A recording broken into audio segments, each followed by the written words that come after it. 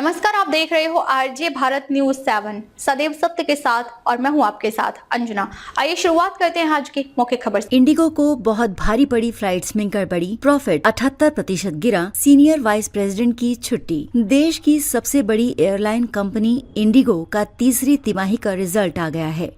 Company को दिसंबर तिमाही में तगड़ा झटका लगा है। दिसंबर में उड़ानों में हुई भारी गड़बड़ी के कारण एयरलाइन का मुनाफा 78% गिर गया।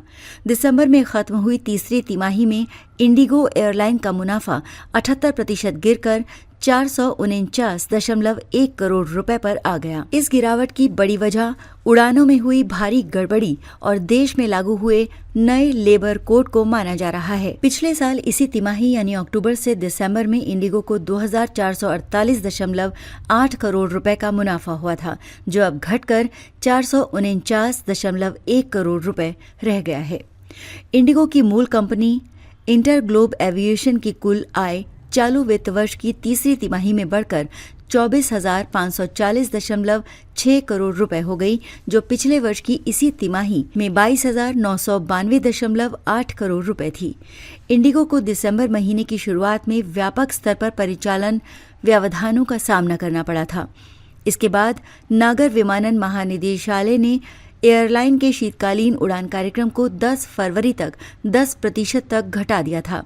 इस बीच दिल्ली उच्च न्यायालय ने इंडिगो को पिछले साल दिसंबर में बड़े पैमाने पर उड़ानें रद्द होने के कारण प्रभावित यात्रियों को रद्द टिकटों के लिए धन वापसी और मुआवजे के भुगतान के संबंध में एक हलफनामा दाखिल करने को कहा है।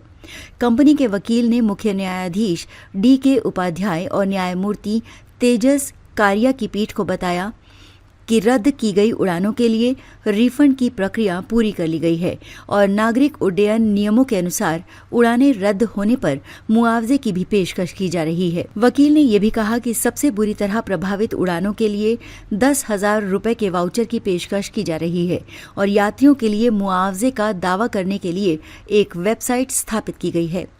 कोर्ट ने कंपनी को 2 हफ्ते के भीतर एक हलफनामा दाखिल करने का आदेश दिया। DGCA के मुताबिक 3 से 5 दिसंबर 2025 के बीच 2,507 उड़ानें रद्द की गईं और 1,852 उड़ानों में देरी हुई।